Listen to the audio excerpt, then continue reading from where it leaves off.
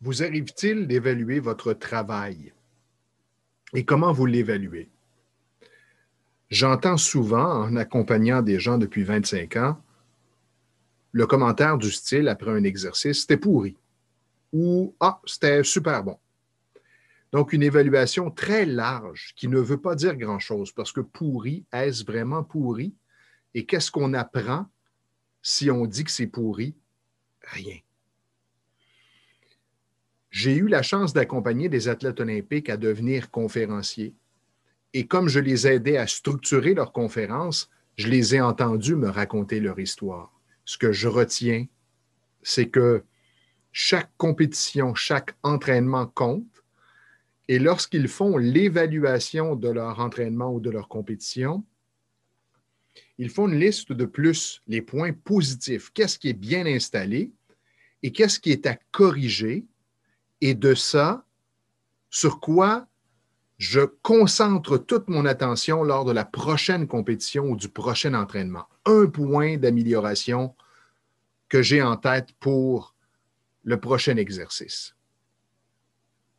Pourquoi est-ce qu'on ne s'inspirerait pas de ces athlètes au quotidien? Plutôt que de jeter le bébé avec l'eau du bain ou ne même pas regarder ce qu'on a accompli, peut-être par peur de trouver des trucs qui n'ont pas fonctionné. Si on fonctionne de cette façon, comment on s'améliore, comment on sait où on se situe, sur quoi on peut travailler pour aller plus loin et en quoi est-ce motivant d'avancer au jour le jour.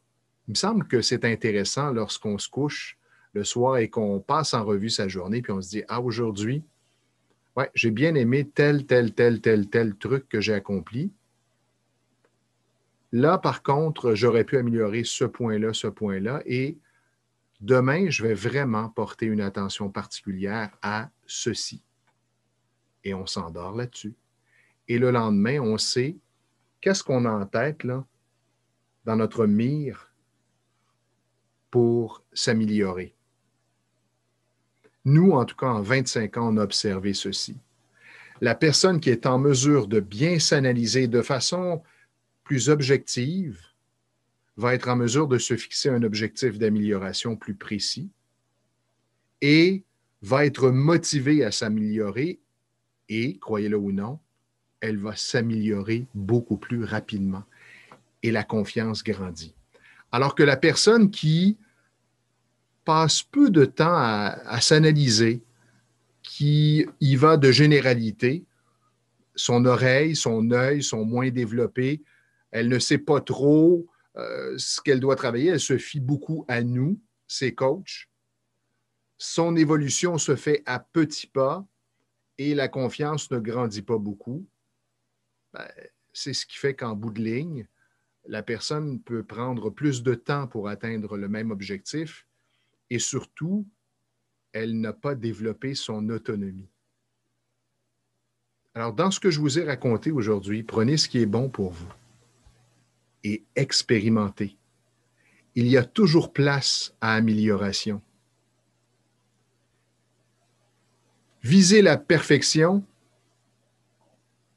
ça nous amène à atteindre l'éternelle insatisfaction. On peut, cependant, viser l'excellence.